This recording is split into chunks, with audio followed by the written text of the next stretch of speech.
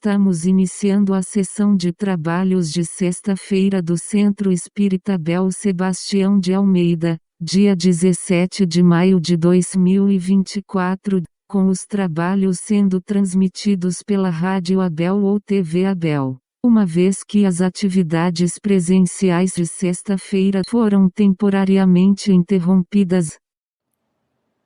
Boa noite, ouvintes da Rádio Abel e espectadores da TV Abel. Como sempre fazemos, vamos ler uma página de preparo para nos harmonizar com os estudos da noite de hoje. A página que leremos do livro Vinde a Mim, pelo Espírito Irmão José, na psicografia de Carlos A. Bacelli, é denominada Pensamento Mau. E nos diz: esse princípio suscita naturalmente a seguinte questão: sofrem-se as consequências de um pensamento mau, embora nenhum efeito produza? Evangelho, capítulo 8, Bem-aventurados os que têm puro o coração. Não nos esqueçamos de que a vida, em todas as suas manifestações, rege-se pelos princípios da sintonia. Claro que as consequências de um mau pensamento, para quem o concebe, quando esse pensamento não se concretiza em prejuízo de alguém, são muito menores, mas nunca inteiramente nulas. E isto porque, pela lei de afinidade, um único pensamento mau, embora inicialmente não se exteriorize em ação, pode atrair pensamentos do mesmo teor que, ao se somar a outros, ganha força de natureza imprevisível. Às vezes, isoladamente, uma pessoa possuída por más inclinações não se encoraja a colocar em execução determinado projeto infeliz que chega a traçar com minúcias. Porém, na companhia de quem lhe endossa os propósitos negativos, tal plano pode se viabilizar com rapidez. Toda semente lançada sobre qualquer tipo de terra não dispensa o adubo que lhe secunda os esforços de germinação e, não raro, para eclodir com exuberância, permanece apenas à espera disso. Se a própria ideia do bem carece de incentivo para ser levada adiante por braços que sejam capazes de materializá-la no mundo, o pensamento mau, que não procura se extinguir no nascedouro, é semelhante à singela faísca que dá ensejo a grande incêndio destruidor. Porque não te animas a colocar em execução as sugestões enfermas que as trevas te inspiram, ou que, espontaneamente, emergem de tuas imperfeições, não deixes um só instante de lutar contra elas. Combate-as em ti mesmo, sem trégua, porque uma única célula doente que não se consegue erradicar pode vir a comprometer a saúde de todo o corpo. Não contemporizes com os pensamentos maus, estabelecendo com eles silencioso pacto de ação imanifesta, porque, quando menos esperares, as tuas forças de resistência te trairão e te surpreenderás na condição de ativo agente das sombras. Sempre que detectares em ti esse ou aquele pensamento inferior, não o deixes ir adiante, opondo-lhe de imediato superior força contrária capaz de anulá-lo.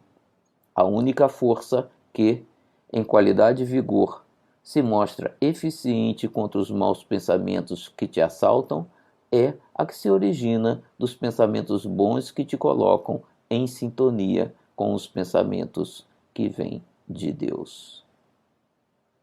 Uma boa noite a todos e um bom estudo. Boa noite, meus irmãos, meus amigos da Casa de Abel Sebastião de Almeida. Hoje, sexta-feira, dia de estudar o Livro dos Espíritos. Nos foi confiado na noite de hoje falarmos sobre crueldade e duelo, né? Essas questões 752 a 759, né, estão baseadas exatamente no capítulo que se refere à destruição, à lei da destruição, né? E, particularmente, a crueldade e o duelo, eles estão íncitos naquelas calamidades particulares que são provocadas pelo homem através do egoísmo, do orgulho, da vaidade, né? Que vão gerar as guerras, os assassínios, a crueldade, o duelo e a pena de morte. Vamos, nesse momento, rogar a Jesus, o Mestre amado dos nossos corações, para nos envolver e amparar, para que possamos, Jesus, sustentados por esses trabalhadores da casa de Abel Sebastião de Almeida, em nome de Deus, o Pai de infinita bondade, estarmos, Senhor, levando a todos esses corações que nos ouvem a palavra de esclarecimento, sabendo que o amor é a força maior que move o mundo. E assim vamos trabalhar em nós os nossos desregramentos para caminharmos com coragem, determinação e fé na direção do infinito bem. Te agradecemos, Jesus, agradecemos, Pai querido, Comissão de Abel Sebastião de Almeida, sustentando a todos aqueles que estão participando desse estudo nessa noite. Graças a Deus. Nós vamos, nesse momento, observar uma lição bastante interessante trazida pelo Espírito Hamed no livro As Dores da Alma, tendo como médio Francisco do Espírito Santo, um estudo que ele fez sobre a crueldade. Não é fácil, sabemos que é um tema um tanto pesado, né? Mas que a gente precisa falar, né? Então, ele nos diz sobre a crueldade. Cada ato de agressividade que ocorre neste mundo tem como origem básica uma criatura que ainda não aprendeu a amar. E continua Hamed.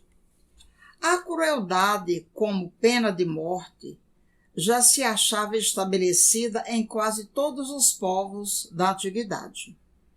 Em Atenas, dava-se ao sentenciado à morte opções de escolha como o estrangulamento, que era considerado por todos humilhante, o corte de cabeça através de um cutelo, que era muito doloroso, e o envenenamento, o preferido pela maioria dos condenados. Na Roma antiga, em época anterior a Júlio César, o enforcamento e a decapitação eram as sentenças mais generalizadas. Porém, ao homicida de pais e irmãos era aplicada uma pena invulgar: ser cozido vivo e depois atirado ao mar. A condenação dos incendiários eram as chamas da fogueira. Os hebreus preferiam o apedrejamento ou a decapitação, pois atribuíam estar na cabeça a localização dos delitos. Na China, havia um processo de deixar cair gotas d'água na testa do condenado, sempre no mesmo lugar, até conduzi-lo à completa loucura. No Japão, os sentenciados à morte tinham a permissão dos juízes para rasgar o próprio ventre com sabre. Impossível descrever aqui, nestas rápidas reflexões, os atos terríveis de personalidades da história da humanidade, ou analisar sua natureza primitiva e rudimentar, inata nas almas em seus primeiros passos na ascensão espiritual. Nomearemos apenas algumas criaturas que tiveram comportamentos degenerados, como Nero, Calígula, Caracalla, Gengis Khan, Ivan o Terrível, Tamerlão e outras, sem nos determos nas atitudes dessas figuras do passado ou do presente, nem nas incontáveis condutas cruéis de homens que passaram anonimamente pela terra. Todavia, não poderíamos deixar de registrar o fanatismo e o autoritarismo, abre aspas, da Santa Inquisição, fecha aspas, também conhecida como Santo Ofício, entre aspas, criada em 1233 pelo Papa Gregório, que entrou para a história como uma das mais brutais demonstrações de ferocidade e violência contra os direitos humanos. Falando em Gregório IX, nós vamos encontrá-lo no livro Libertação, de André Luiz, onde esse espírito, ao desencarnar, levou para o plano espiritual todo esse contingente de brutalidade, de violência, de ferocidade. E lá ele formou um exército onde mantinha outros espíritos sob seu talante para fazer, aplicar, as penas, os castigos àqueles outros espíritos culpados que eram recebidos naquela instância. Então, tendo curiosidade, vai ao livro Libertação do André Luiz e você vai encontrar lá o Papa Gregório e toda esse seu contingente de trabalho no mal. Mas diga-se de passagem que não é à toa. Sempre existe algo entre aquele que é culpado e aquele que é o verdugo, Hamed continua. Não saberemos avaliar com precisão quais os atos mais perversos e sanguinários, se os realizados pelos executores ou os praticados pelos executados. Aliás, pessoas lutam e matam até hoje, entre aspas, em nome de Deus, para justificar e proteger suas crenças religiosas. A atrocidade, o sadismo, a perversidade e a desumanidade são características provenientes da insensibilidade ou enrijecimento da psique humana em processo inicial de desenvolvimento espiritual. A espiritualidade, na terceira parte do capítulo 6 do Livro dos Espíritos, que é esse que nós estamos estudando hoje, expõe, entre aspas, o senso moral existe como princípio em todos os homens. Dos seres cruéis fará mais tarde seres bons e humanos, fecha aspas. As faculdades do homem estão em estado latente, como o princípio do perfume no germe da flor que ainda não desabrocha. Assim também, em essência, somos todos unos com a perfeição divina que habita em nós. Todo processo de aprendizagem resulta em uma expansão da consciência que nos possibilita gradativamente abandonar os gestos bárbaros. Quando a criatura integrar na sua mentalidade o senso moral que nela reside em estado embrionário, converterá os atos agressivos em atitudes sensatas e humanas. Um traço comum em toda a natureza é a evolução.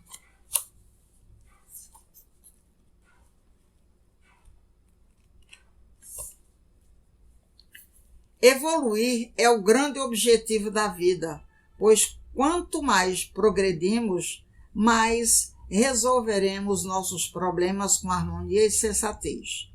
A maioria dos indivíduos se comporta como se os problemas existissem por si sós e exige que o mundo exterior os resolva. E muitas das vezes os espíritos, indo às casas espíritas, não fazendo a sua transformação moral, mas exigindo que aquela estada ou aquele nome colocado para a caridade, possa resolver definitivamente aquela situação que é de transformação moral, e a gente sabe que é de dentro para fora que nós vamos fazer esse trabalho, Emmanuel nos diz aqui, no capítulo 8 do livro O Pensamento de Emmanuel, falando sobre evolução. E ele nos diz: por amor, os bem-aventurados que já conquistaram a luz divina descerão até nós quais flamas solares que não apenas se retratam nos minaretes da terra, mas penetram igualmente nas reentrâncias do abismo, aquecendo os vermes anônimos. E o Martins Peralva nos diz: a perfeição é o grande objetivo do espírito e se processa naturalmente com a subida de vários degraus evolutivos. Quem evolui renova-se para o bem, transforma-se para melhor.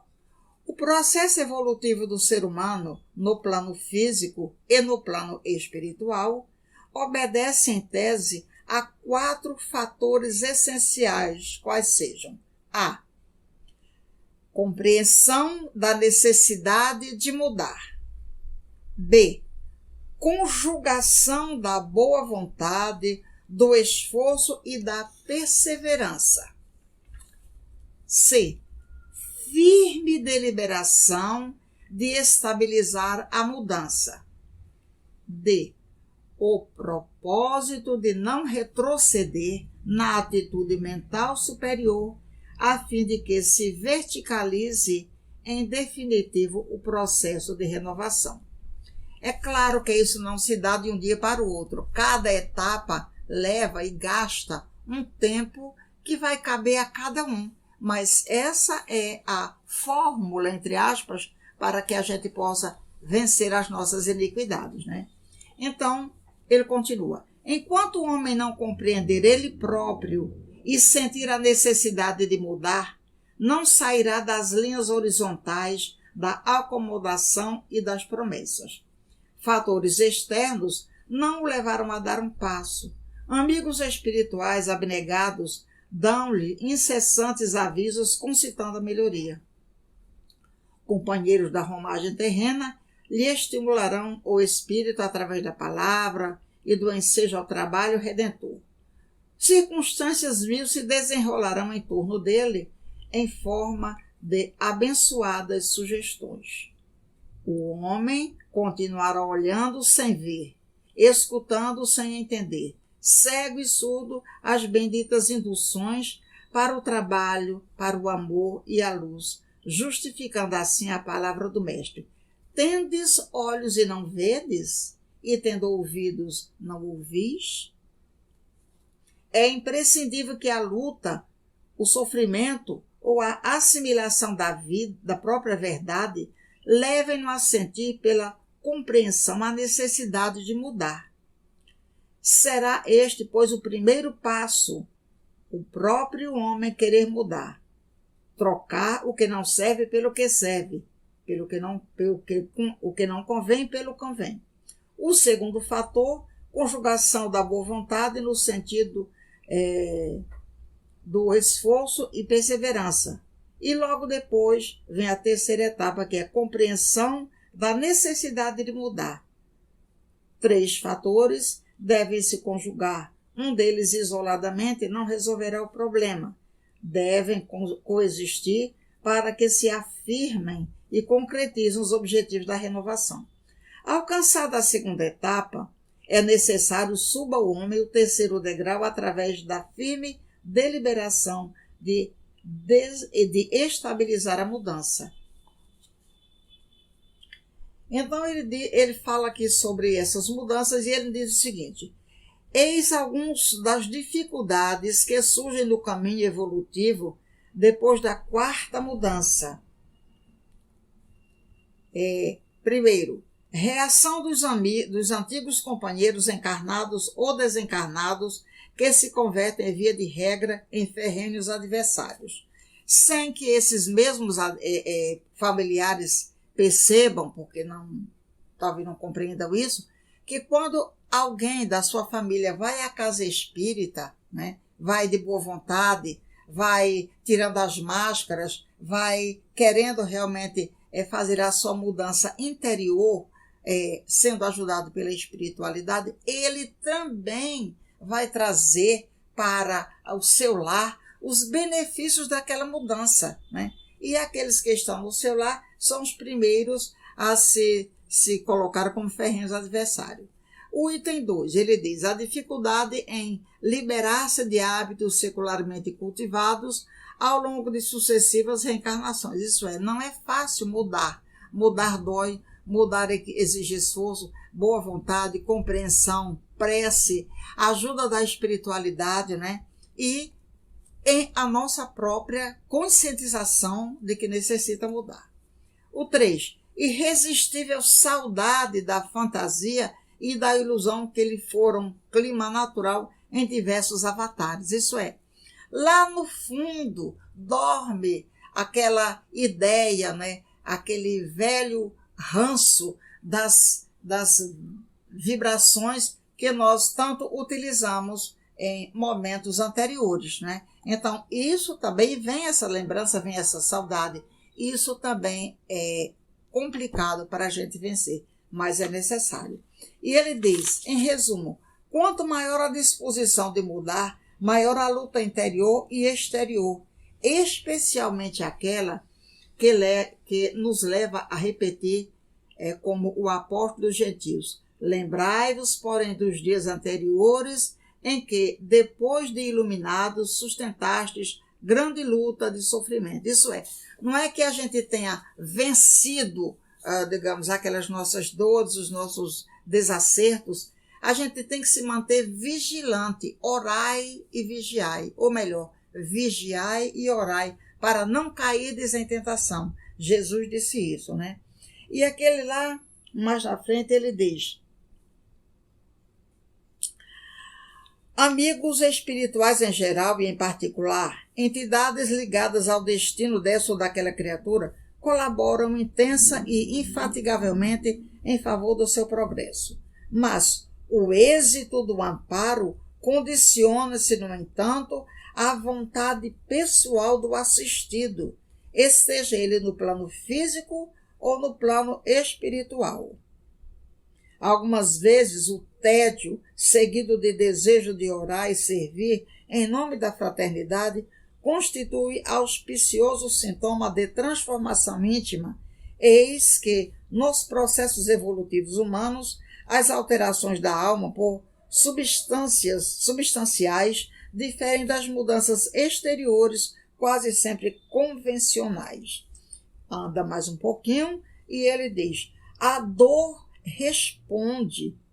Não, cada alma viverá um processo individualíssimo de transição e de integração com Deus. A dor responde, via de regra, mais do que o próprio conhecimento, pelo maior número de almas que despertam, em definitivo, para as eternas verdades. Então, estamos sofrendo, estamos com depressão, estamos com angústia, estamos passando por um momento de instabilidade emocional. Vamos orar, vamos à casa espírita, vamos pedir ajuda aos benfeitores espirituais, vamos ler, vamos fazer tudo o que a cartilha do bem nos ensina, inclusive fazer o bem. Porque se a gente utilizar as velhas máscaras que nós vemos utilizando, os velhos espíritas que vêm cobrindo as próprias capas defeituosas com roupas novas, não vai funcionar. Vamos acabar caindo. Por quê? Porque nós mesmos é que não estamos dando condição para que nos renovemos de dentro para fora, absorvendo realmente esses ensinamentos que a espiritualidade nos dá, que Jesus nos deixou, né, para que a gente possa, acreditando nisso, ter coragem, determinação e fé de vencer as nossas mazelas e acreditar que somos capazes de mudar. Mas é preciso que façamos a nossa parte. Então vamos voltar aqui ao Hamed. Ele continua dizendo o seguinte sobre essa questão da crueldade. Cada ato de agressividade que ocorre neste mundo tem origem basicamente numa criatura que ainda não aprendeu a amar. Naturalmente, todos nós ficamos indignados com a rudeza ou com a maldade, mas devemos entender que isso é um processo natural da humanidade em amadurecimento e crescimentos espirituais. Por trás de todo esse ato de crueldade sempre existe um pedido de socorro. Precisamos escutar esse apelo inarticulado e dissolver a violência com nossos gestos de amor. Então, isso aqui também é outra advertência bastante interessante. A gente não julgar, não criticar o outro. O outro está aborrecido, está chorando, está resistente a um trabalho, está resistente a uma prece. Vamos orar por ele, vamos olhar no olho dele, porque é necessário. A casa espírita, quem está ali à frente, tem que estar com as luzes acesas para que a gente possa ver, porque as pessoas são, os olhos das pessoas, nós estamos vendo as suas almas, nós estamos lendo, fazendo aquela releitura naquelas criaturas que estão chegando. Até nós mesmos não estamos bem, vamos perceber que é necessário a gente não se enganar colocando panos mornos em cima de quem já está fervendo. Então vamos tirar as nossas máscaras íntimas, vamos nos coadunar com os benfeitores da casa, por mais rebeldes que nós estejamos, por mais aborrecidos que nós estejamos com uma ou outra situação, vamos respeitar. Quando nós entramos numa casa espírita, nós estamos entrando no santuário de Jesus, e é ali onde nós vamos buscar consolo para as nossas dores, remédio para as nossas almas. Então, continuando, ele diz: os atos e a vida do Cristo apresentam, sob vários aspectos, sempre algo de novo a ser interpretado em seu significado mais profundo. A história da humanidade nunca registrou nem registrará fato tão cruel e violento na vida de um ser humano como ocorrido há quase 2000 anos. Os judeus tinham nas redondezas de Jerusalém uma colina que se destinava à execução dos condenados da época. Era um terreno de acentuado declive, aspecto pesado e sombrio, onde crucificavam assassinos e ladrões. Os gregos deram-lhe o nome de Gólgota, do hebraico Gulgolé, que significa crânio. Os romanos chamavam de Calvário, que vem do latim a palavra Calvarium, que é lugar das caveiras. Este sítio tinha uma formação rochosa que se assemelhava a uma caveira, além de nele se encontrarem por todos os lados crânios em decomposição expostos ao tempo.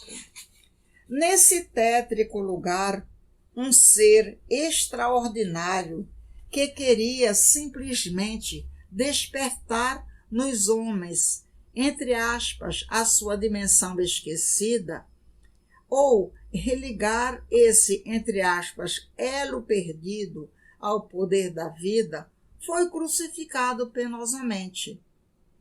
E quando chegaram a um lugar chamado A Caveira, ali o crucificaram justamente com 2 malfeitores, um à sua direita, outro à sua esquerda. Mesmo diante do sofrimento, Jesus dizia: Pai, perdoai-lhes, eles não sabem o que fazem. Essa citação está em Lucas, no capítulo 23, versículo 33 e 34. E quando chegaram ao lugar chamado Caveira, crucificaram-no. O grande número de pessoas ali presentes representava a violência humana. Para elas não havia sequer um laivo de maldade em suas ações e se ofenderiam, certamente, se fossem acusadas de perversas. Jesus, no entanto, as entendia em sua infância espiritual.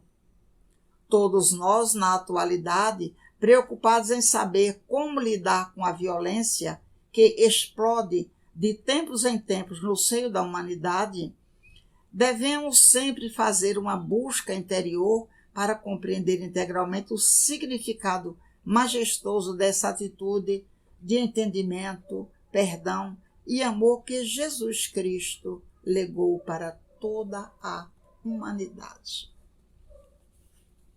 Nosso orgulho, nosso egoísmo, nossa vaidade desenfreada e a falta de estudo, de compreensão que leva a todas essas questões, não é? Aqui no livro dos Espíritos, nós vamos voltar, né, para falar sobre a crueldade. O que é crueldade? Prazer em fazer o mal, em ser impiedoso e ser maldoso. Está, como nós já falamos, no capítulo 6, intitulado Da Lei de Destruição. E a questão 752, Kardec pergunta: pode-se vincular o sentimento de crueldade ao instinto de destruição? Resposta: é o instinto de destruição no que ele tem de pior, pois se a destruição algumas vezes constitui uma necessidade, a crueldade nunca o é.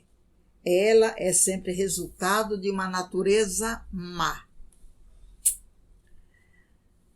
Como se explica que a crueldade seja o caráter dominante dos povos primitivos?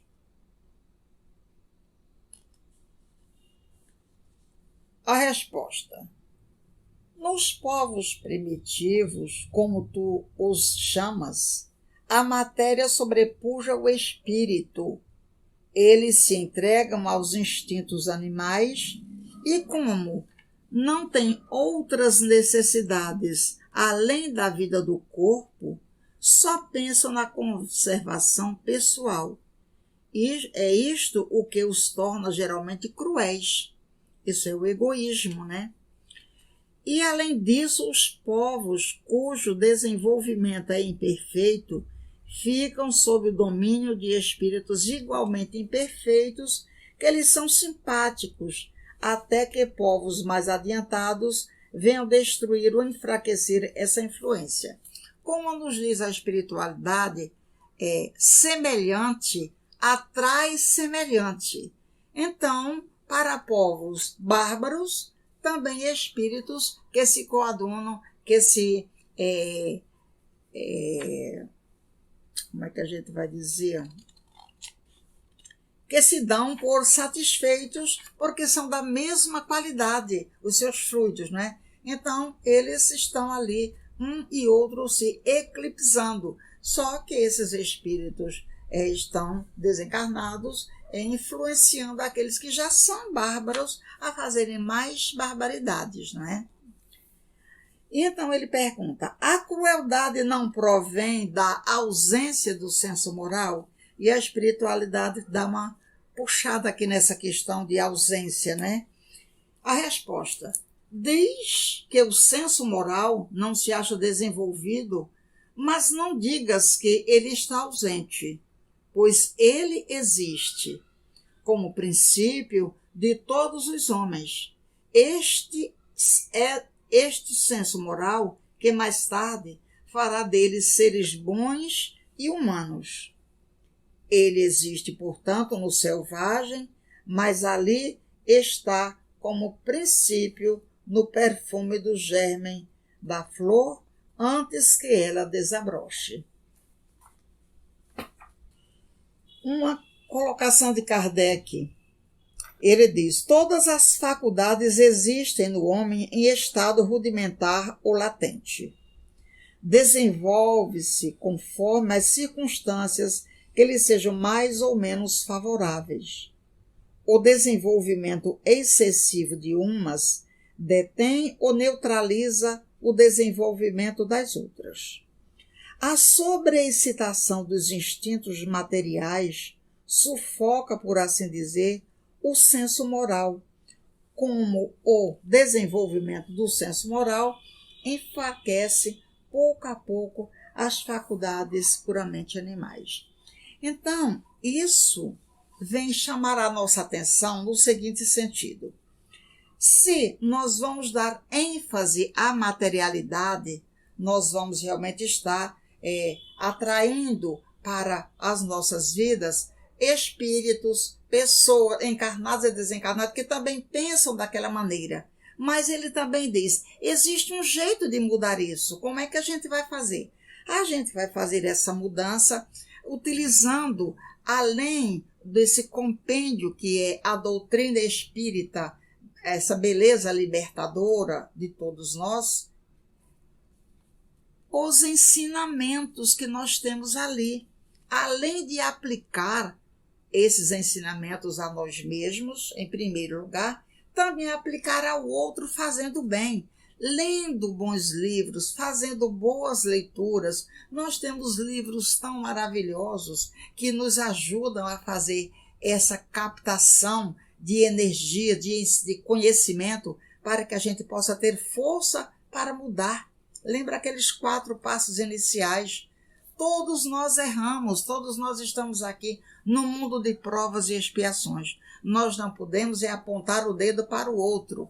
Tenhamos cuidado, porque essas injunções, elas são bastante danosas para nós. E quando a dor chega para a gente se reatar, para a gente se reequilibrar, é bem difícil e é um trabalho muito mais penoso do que fazer o bem.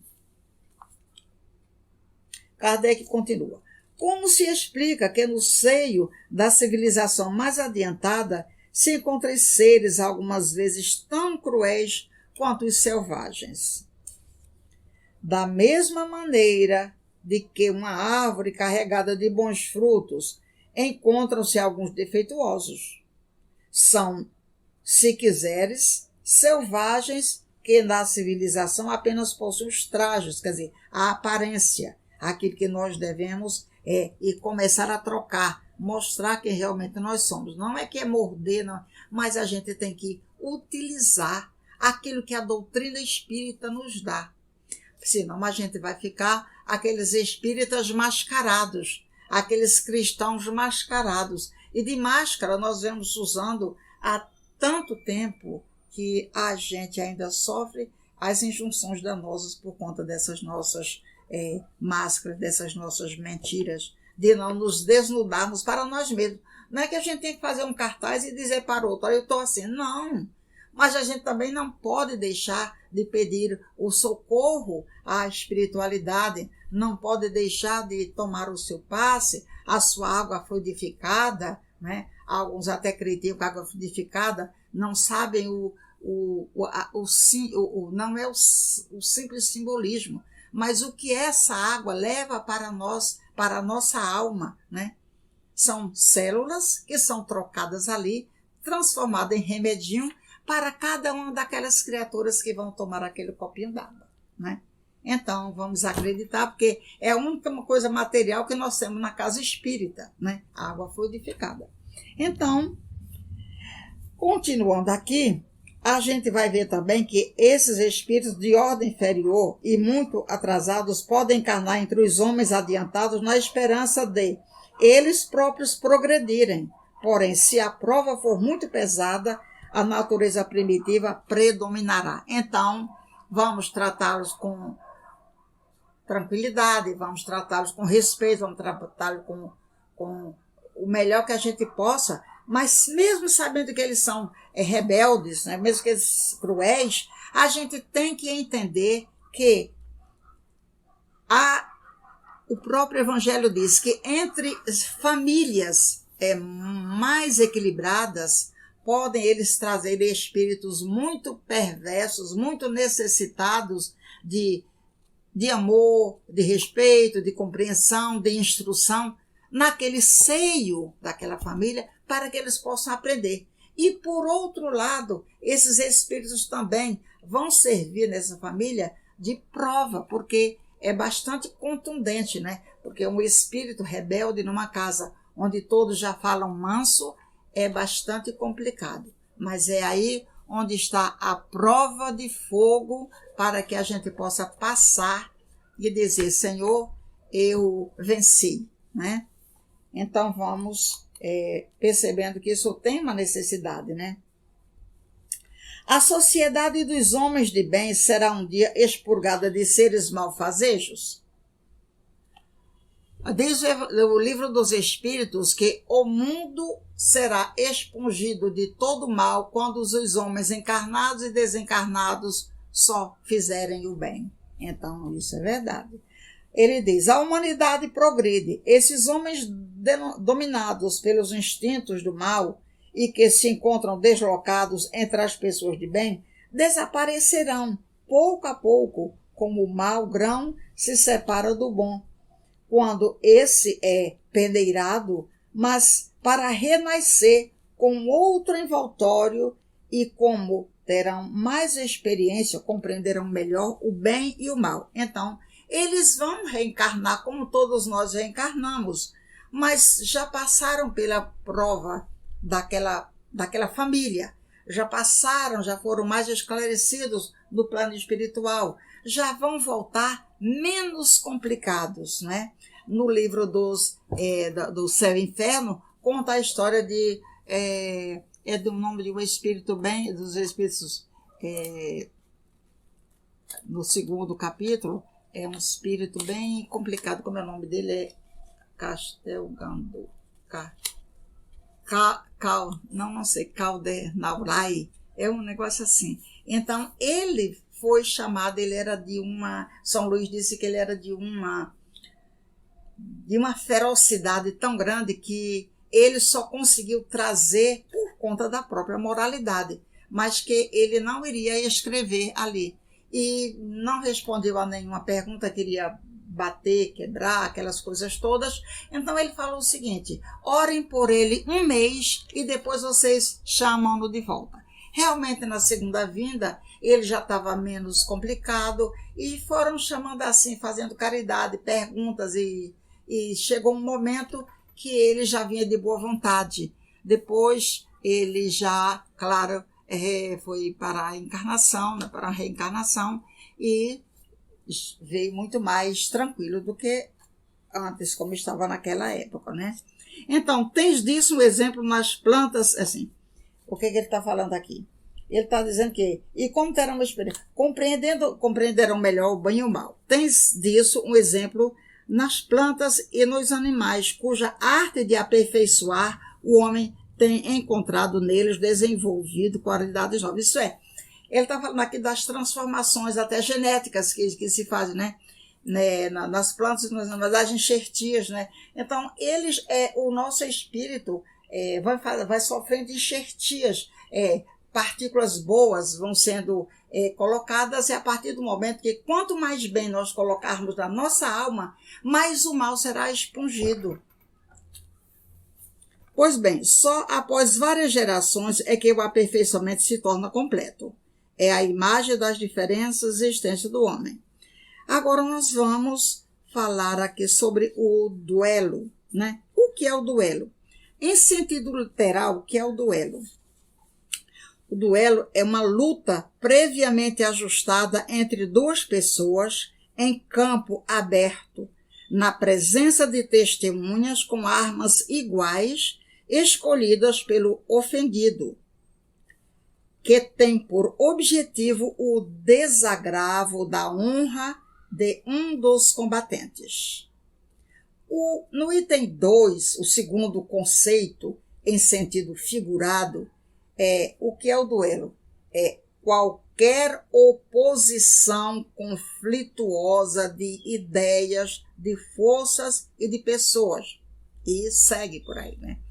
A gente vai perceber que, atualmente, nós estamos mais no sentido figurado, isso é, no item 2, qualquer oposição conflituosa de ideia, de força, de pessoas. Por quê? Porque nós vivemos ainda, ao invés de fazer o bem, nós vivemos duelando com o outro que a gente não gosta, colocando nele defeitos que são nossos. A gente usa máscara para dizer que é santinho, mas a gente sabe que a espiritualidade percebe. É preciso que a gente se desnude e fale com harmonia. É preciso que a gente tenha coragem também de sorrir. É preciso que a gente tenha coragem de abraçar. É preciso que a gente tenha coragem de estar com o outro, lado a lado, e não se colocar diante do outro como se fosse um capataz, como se fosse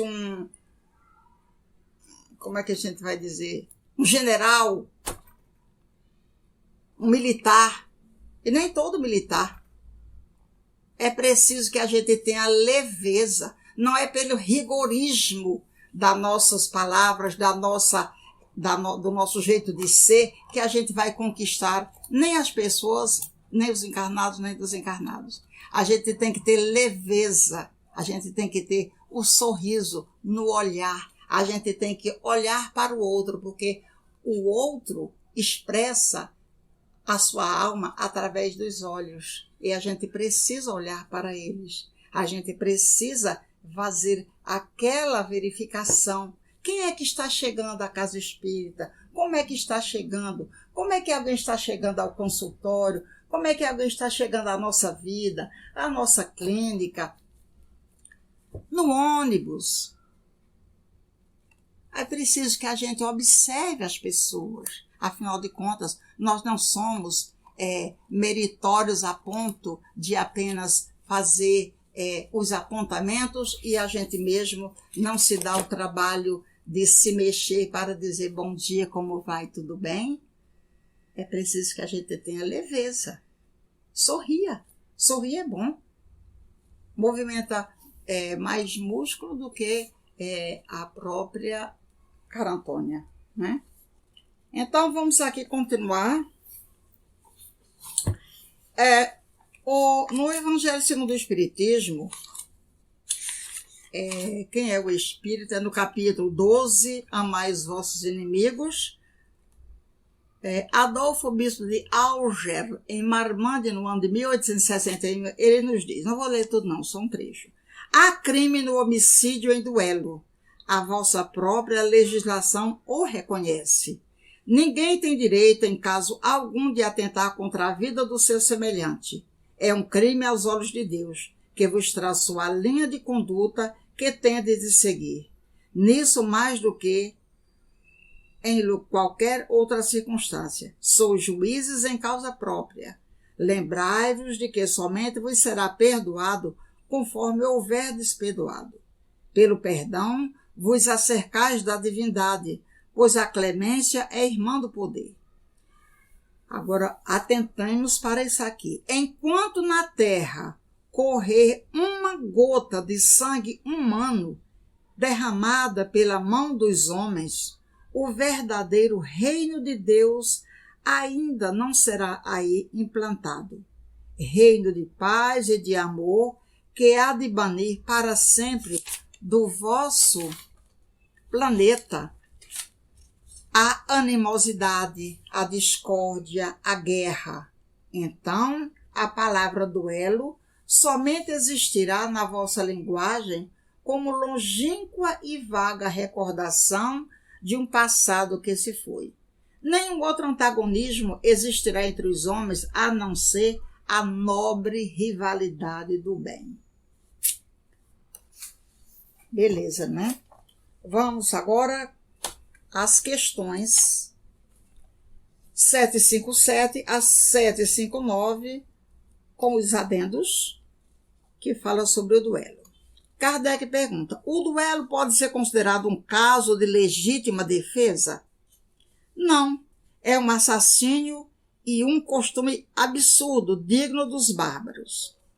Com uma civilização mais adiantada e mais moral, o homem compreenderá que o duelo é tão ridículo quanto os combates que outrora eram vistos como juízo de Deus. A 758. O duelo pode ser considerado como um assassínio por parte daquele que, conhecendo sua própria fraqueza, está quase certo de que vai morrer? É um suicídio. A resposta foi essa. Sob pergunta A. E quando as probabilidades são iguais, trata-se de um assassínio ou de suicídio? De ambos. Kardec diz: em todos os casos, mesmo naquele em que as chances são iguais, o duelista é culpado primeiramente porque atenta fria e deliberadamente contra a vida do seu semelhante. Em segundo lugar, porque expõe sua própria vida inutilmente e sem proveito para ninguém. Qual o valor daquilo que se chama ponto de honra em matéria de duelo? Orgulho e vaidade são as duas chagas da humanidade. Se eu perguntar, mas não há casos em que a honra encontra-se verdadeiramente empenhada e em que uma recusa seria covardia? A resposta que a espiritualidade deu foi: isso depende dos usos e costumes. Cada país e cada século tem a esse respeito uma forma de ver diferente quando os homens forem melhores e mais adiantados em moral. Compreenderão que o verdadeiro ponto de honra está acima das paixões terrestres e que não é matando ou deixando-se matar, que se repara um erro. E Kardec fecha o assunto dizendo o seguinte: há mais grandeza e verdadeira honra em nos confessarmos culpados se cometermos um erro ou em perdoar, se estivermos com a razão. E qualquer que seja o caso, em desprezar os insultos que não nos podem atingir. No livro Pelos Caminhos de Jesus, pelo Espírito Amélia Rodrigues, nós temos aqui a lição 17, que tem como título Jesus e as agressões do mundo.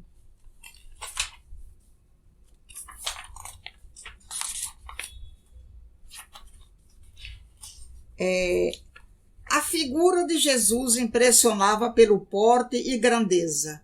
Dele se irradiava a peregrina força que impregnava todos quanto lhe acercavam.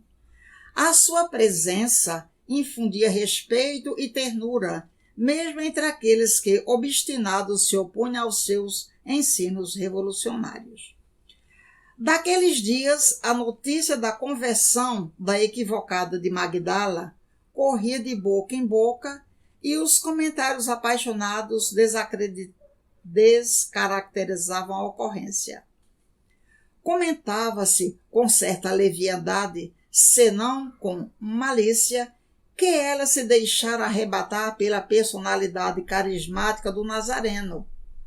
Outros informavam haver visto quando ele expulsara os demônios que a controlavam. Outros ainda esclareciam que nada houve demais, exceto a imensa compaixão com que ele a envolveu, embaraçando os seus perseguidores. Alguns dos quais, conforme era sabido, frequentavam-lhe o bordel. Graças aos exageros, toda a cidade tomou conhecimento do fato e, porque muito comentado, fez-se notória a sua transformação moral, de que a maioria duvidava. Passada a curiosidade geral e amainado o impacto ante a presença da pecadora entre os seus ouvintes, a cidade retornou aos hábitos morigerados costumeiros. Num entardecer em que o céu de Magdala adquirira o tom de turquesa, num contraste com o poente em ouro derramado por sobre as colinas verdes e flechando com luz as águas transparentes do mar, acercou-se do rabi, respeitável ancião daquela comunidade. De todos, conhecido pela respeitabilidade moral e obediência aos códigos éticos da Torá, onde quer que se apresentasse, ele catalisava as atenções, inspirando consideração. Sua palavra se tornara de fácil acatamento e, em razão disso, os seus apontamentos eram aceitos e tidos em conta. Com essa auréola de dignidade humana, aproximou-se do mestre e apresentou-se com naturalidade. Senhor, participo da vida deste povo e procuro ser fiel cumpridor das determinações de Moisés. Durante toda a minha vida, que se aproxima do seu término físico, tenho buscado a verdade a fim de ganhar a alma. Falaram-me da tua mensagem e dos últimos acontecimentos, constatando que és o enviado de Deus, aquele que aguardamos. Fez-se uma breve pausa e, ante a anuência atenciosa do ouvinte, prosseguiu. Várias interrogações me bailam na mente sem respostas, considerando as colocações que fazes a respeito da justiça e do amor. Gostaria de saber, desse modo, como agir ante um agressor que nos golpeia a face, tomado pela fúria do ódio. Jesus compreendeu o conflito daquele homem, justo e nobre, diante da revolução nova e sem qualquer enfado redarguiu. Apresentar-lhe a outra face, aquele que não foi atingida. Jamais esquecer que o agressor está perturbado e uma reação violenta por parte da vítima somente agravará a situação que poderá culminar em tragédia. A tranquilidade do agredido infunde paz no violento e se desarma do ódio e dá-se conta da sua hostilidade sem justificativa. E se o indivíduo sentir-se bem com o mal que faz, continuando a infeliz investida da impiedade? E perguntou ele intrigado. Sem perturbar-se, Jesus respondeu. Revidar o mal com o mal é tornar-se igual ao mal. O homem bom e reto difere do infeliz pela conduta, não derrapando nos mesmos erros, nem assumindo idênticas posturas desairosas. Deu do seu tesouro de honradez, retira a melhor parte, que aplica em favor daqueles que, enfermos do comportamento, ainda não descobriram a excelência da paz, da violência e da serenidade. Quem devolve o mal pelo mal ainda não despertou para a vida, porquanto aquele que não se dedica ao bem em favor do próximo não acordou para as superiores finalidades da existência. O ancião apresentava os olhos coroados de lágrimas, de justa emoção. Jamais imaginara que os tesouros do amor eram oferecidos ao homem a fim de serem multiplicados em bênçãos e fraternidade e carinho com os carentes e desafortunados do mundo. Assim, envolto pelas auras suave do doce do Cristo, desculpando-se, tornou a interrogar. Como atuar em relação àquelas que assintosamente desprezam a verdade, trocando os valores espirituais pelas facécias terrestres? Compreendendo que são almas infantis, distraídas dos deveres morais, avançam no rumo de decepções e fracassos que irão identificando na sucessão do tempo, até que a dor se lhes agasalhe nas províncias da alma e resolvam-se por adquirir os bens que não desaparecem, que não se perdem. Senhor, exclamou o visitante, como proceder com aqueles que nos agridem moralmente através da calúnia, da traição, do adultério, da mentira, da infâmia? São crimes que dilaceram a alma e não são passíveis de perdão. Conforme penso, o que dizes disso? O amigo dos infortunados penetrou os olhos transparentes no olhar ansioso do interrogante e sincero e explicou. Todos quantos nos apunhalam moralmente nos temem, nos invejam e nos detestam. A culpa é nossa, meu amigo, porquanto ainda não conseguimos inspirar-lhes amor. Quando o nosso amor lenir-lhes as doenças graves e perigosas do sentimento, eles se acalmarão ao nosso lado e ver-nos-ão por outra ótica penetrando em nossa realidade íntima, que é de origem divina. Ulcerados interiormente, exteriorizam os seus tormentos, atingindo o seu próximo com fria segurança de destruição. Mais do que os outros, que são agressivos, físicos, circunstanciais, devemos encará-los como necessitados de compaixão e de tolerância. O nosso amor logrará apresentar-lhes a outra face da vida e eles despertarão hoje ou tarde para o culto da solidariedade e do dever, respeitando o seu irmão e cooperando até mesmo com aqueles aos quais antipatizam e menosprezam.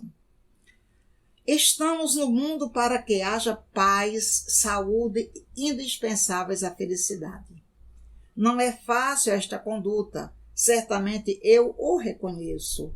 Todavia, muitos são chamados para este cometimento, porém somente poucos escolhidos logram alcançar as metas da libertação.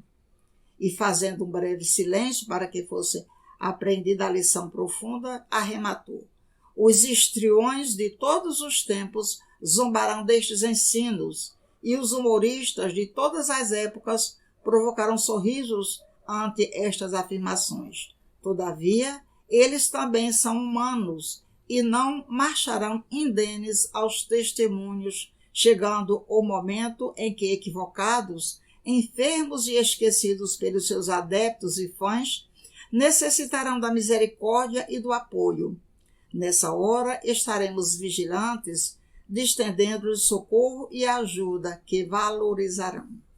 Dando por concluída a entrevista, o mestre afastou-se com passo lento, seguido pelos aprendizes mergulhados em silêncio, meditando a respeito da conduta em relação às agressões do mundo físicas e morais.